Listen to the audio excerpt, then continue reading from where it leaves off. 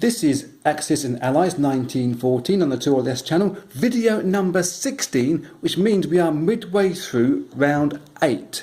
We are with the UK forces and they have made their purchase of infantry, artillery, plane and a tank. This is quite a crucial moment, especially on the eastern side of the map, where I will show you for why. What's going to be happening is one Brit from down here is just moving forward.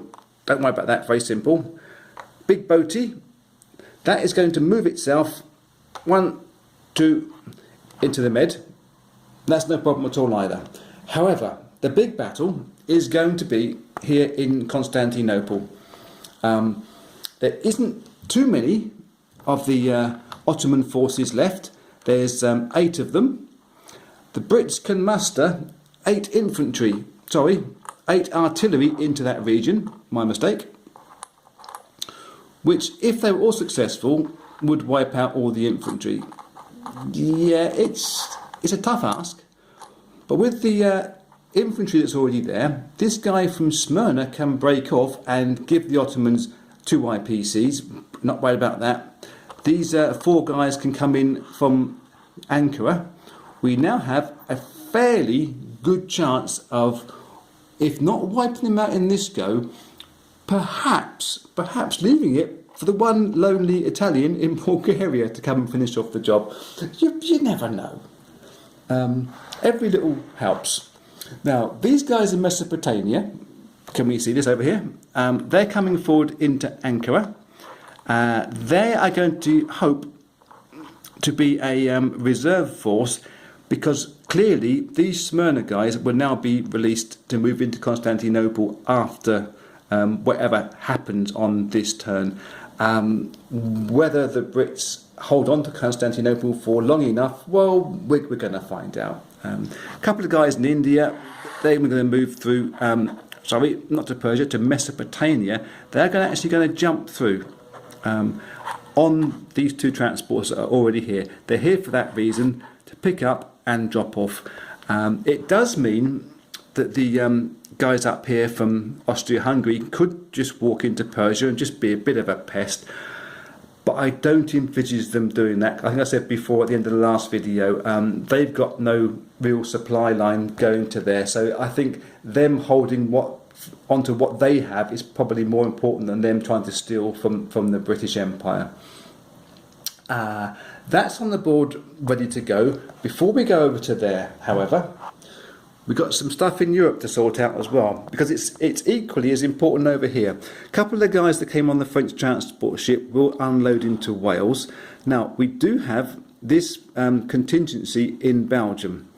I believe the best thing for the Brits to do is to move into here with its infantry, artillery and tanks and planes. The plane can go over for free. It can fly there and land without a problem. We have 3 transport ships, so we can move 6 units in. And I'm in 2 minds as to whether it should be 2 tanks or whether to hold those back until we're a little bit stronger there. But I figure that we're never going to be strong enough unless the French can start coming through and helping us out as well. They've got a big contingency over in Alsace. Perhaps some of the Lorraine crew can come through. It's all a little bit tight and a little bit dodgy. The want to put tanks in here is that they will be attacking at 3 and absorbing hits, whereas the German tanks will be defending at 1 and absorbing no hits when they're defending. So the possibility of wiping out these expensive units is there. They've got one infantry unit, 6 or 7 artilleries and 2 planes. It could end up being quite an expensive turn for either side, and I really wouldn't want to overcommit all the forces into Belgium from the UK and get beaten up badly by the Germans on our attack. So we can just reinforce if we want to. I'm going to give that a secondary thought before we roll the battle over in the Middle East. Well, it did take some thinking about, and I came to the conclusion that it's going to be expensive for the Brits, it's going to be expensive for the Germans. We are going to put in both the tanks, 2 infantry, 2 artillery, and the plane can fly over and drop itself in there. They're in Picardy at the moment, but that's because we can't fit them all into that square. That's not the battle that's on the board. It will be in a short while. But first we have the Constantinople battle from up there. This is fairly important, you have to say. However, with air superiority, the Brits have a plane there in Constantinople. All their artillery go up to 4s. There's enough artillery to boost the infantry up to 3s. If we can crack this in one go, the Brits will be well chuffed. 8 at 4, and it looks pretty good. Just the 2 failures there. Ooh, we might be in with a shot, you know. That's the royal we, as the Entente. And completely unbiased, of course. 6 infantry at 3s. I think we need 3 more hits. This is... there is 3 hits. There is 3 hits there. Oh my goodness. That's 9 in total so far. And the one plane, just to make sure I'm correct on my counting, gets a shot at 2. And it misses. So we've done 9 damage over there. In Constantinople, 1, 2, 3, 4, 5. Yes, it's 8 infantry and 1 artillery. The Brits are in Constantinople. They've wiped them out. I was hopeful, but I wasn't expecting it to actually fall. And there's quite a lot of damage in reply. 1, 2, 3, 4, 5, 6. So quite a bruising battle there. But with the Brits taking the Constantinople bank there as well, it's going to be really up to what Smyrna can do. They have 1, 2, 3, 4 artillery and 3 infantry that will clearly try to press back through on the Ottoman turn, which happens next. Let me put this all nice and sweet on the board, get everything chipped up, and then we'll have a look at the battle in Europe. Oh, I'm well chuffed with that. This is the result in Constantinople. You know, when I was tidying up the chips here, and I did realise that we moved the one guy from Smyrna into Constantinople. That one dice was enough. I mean, okay, another one of the misses could have been a hit, but that one guy was enough to take out the Ottoman forces there to the exact number. We were lucky there. I must admit, the Brits were lucky. But it's happened. I'm still excited about that. We go over to Europe. This is the battle. These are the guards that I've put into place. Everything is into Belgium. It's not in Picardy. Again, tidy that up later on. However, it is on the board. We have to remember and pay homage to the previous battle in Belgium, where the Germans, with their 2 planes, overcame the 3 Allied British and American planes that were there. So, can Baron von Richthofen do it again with his wingman? Hansi Hock, making up silly names now. British fighter in his Sopwith Camel is going to roll in at 2. We're the attacking force, of course, and gets a miss. Oh my god. 2 German planes, dag, and they have just knocked the Brits out. That's very important. It does mean that all of the artillery that's in there get bigger bashes at the Brits. We are hoping this isn't going to be a disaster in Belgium. Let's try it. 6 infantry, 3 infantry, 3 artillery, giving us 6 at 3s. Wouldn't have minded that air superiority. I would have enjoyed that. So here we go. Oh, well, there's 3 hits. It's a halfway house. So we've done 3 damage, which the Germans cannot absorb. And 2 attacking tanks at 2s. And they both miss. What was the point of bringing you 2 over? So, in reply, 2 German planes at 2. They get 1 hit. This is already looking painful. We'll have the 3 tanks from Germany rolling in at once. And they get 1 hit. The 1 lonely infantry in Germany is at 2s and gets a hit as well. Oh, God. Now here's the heavy hitters. Their artillery, 7 artillery units at 4s. 3 hits. Okay. It's not too terrible. The Brits have 2 tanks in there, so we can take 2 dice off of it. So Britain lose 4 units. Germany are going to lose 3 units, which I'm imagining would have to be the artillery. They're cheaper than losing tanks and planes, and they're going to want those tanks for their attack, I should imagine. Although, sorry, I'm talking one place and looking at another place. Although America land will get their go before Germany have a chance to make their counter-attack. So if Germany were to just take it on artillery, they'd still be left with tanks that are quite weak and not able to absorb. And the Americans will be shipping in quite a fleet of tanks and infantry artillery for themselves. So I'm in 2 minds as to what Germany are going to lose, but I think that where they have a whole fleet of tanks coming up behind, I know it's an expensive loss, but it might be more prudent for Germany to take 3 of their hits on the 3 tanks that are in there on this turn. Yeah, sadly, for the Bundesbank, we are going to be doing that. That will be all for the UK. Next up will be the Ottoman reply. I'm damn sure the only thing they can do is move the Smyrna fleet into Constantinople. And a fleet, well, it's a ground fleet.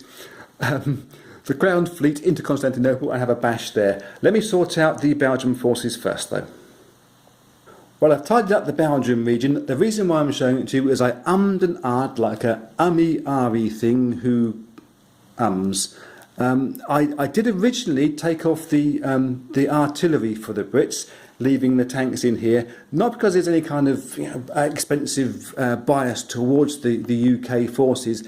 The simple reason was I was thinking with the Americans coming over that the Brits could hang on a little bit, but I think the secondary thought was no, we need enough hitting back forces in here. So like Germany, the Brits have now changed their minds and have got rid of their tanks instead. So at least their artillery can defend at a fairly reasonable number, because certainly the Germans are going to hit back on their turn, and it could be quite painful with all this artillery and tanks coming through from the Ruhr. The Brits can need everything they can get into there. So the battle over in Constantinople will be these Smyrna forces. There's 4 artillery and 3 infantry hanging on for dear life. There's not enough units for them to actually take Smyrna, and obviously whatever's left from this attack, the Ankara forces are going to walk in there and end Ottoman's interests in the competition so far. So we have 4 artillery promoting 3 infantry. Ottomans have 7 at 3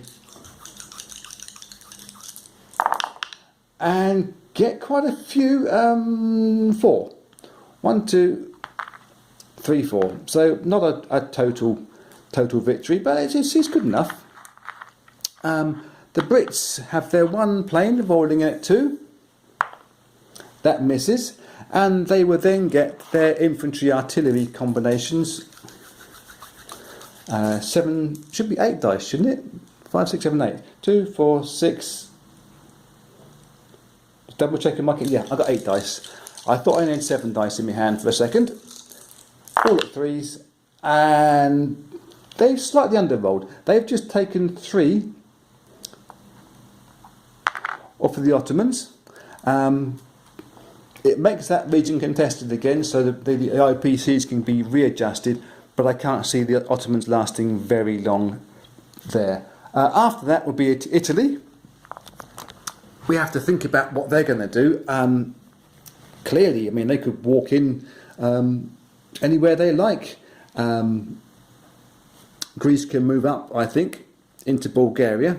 Whether they want to put pressure onto Serbia is a different matter. And we got this little battle here in Venice to sort of think about. So give me a chance to shuffle all this around over in Constantinople and get my thinking head on for Italy.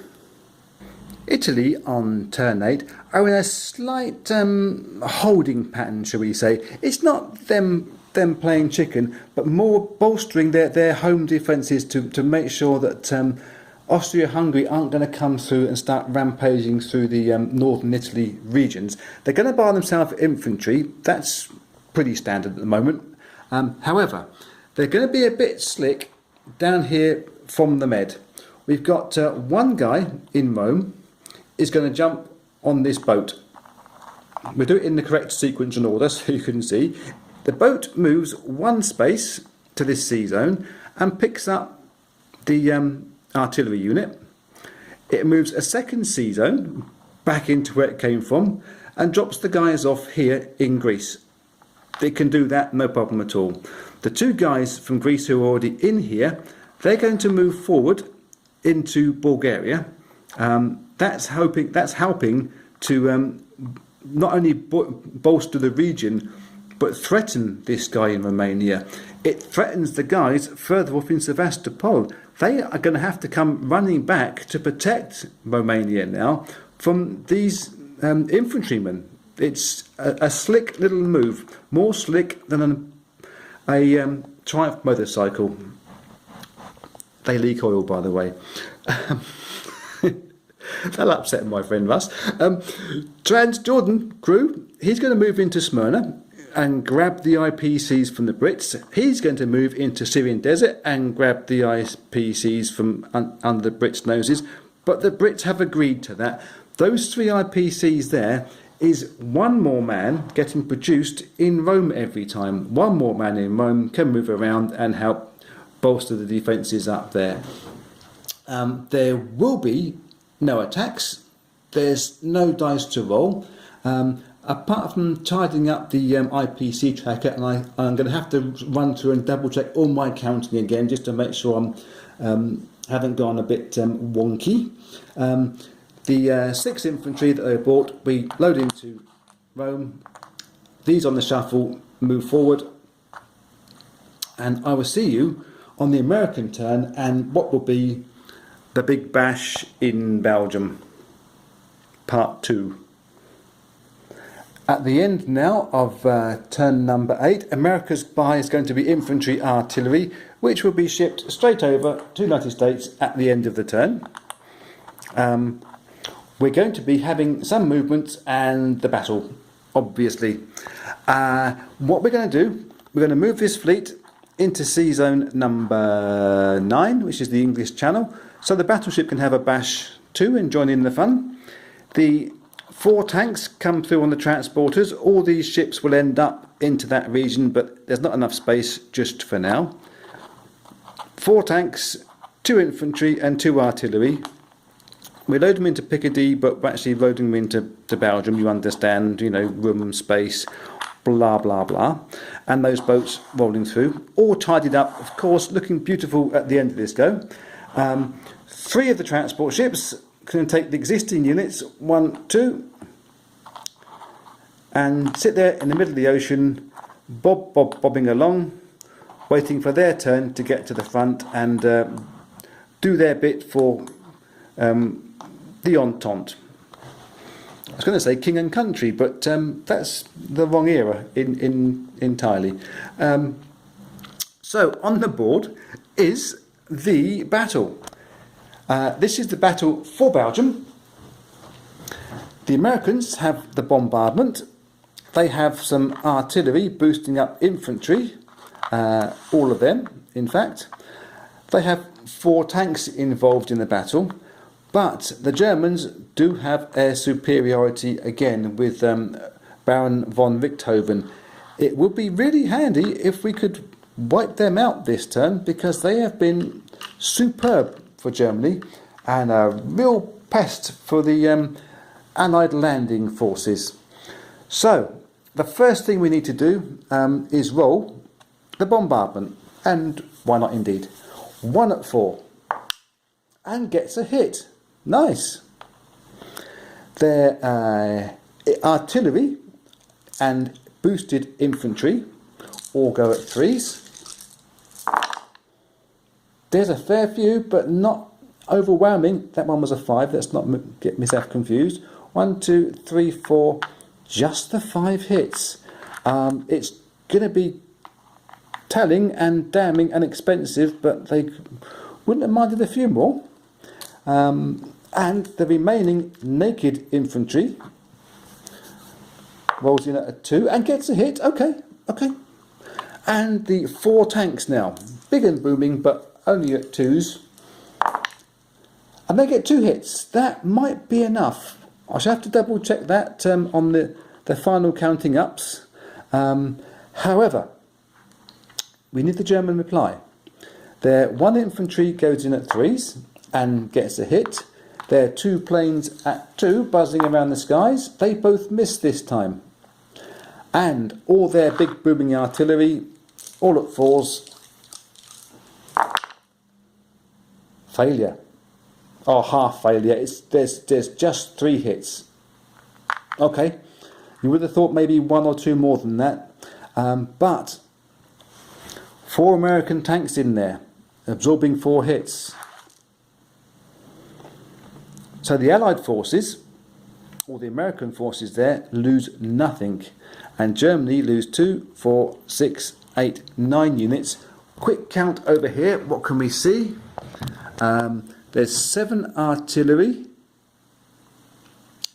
2 planes, and 1 little man there left in Belgium, all on his Todd. That is it for turn number 8 and video number 16. Video 17 will begin with the Austro-Hungarians trying to make sense of what's happened. This rush through from the Brits, obviously compromising their Sevastopol troops. The Italians coming up now, threatening Romania. Serbia's on this slide. It's going to take some thinking about.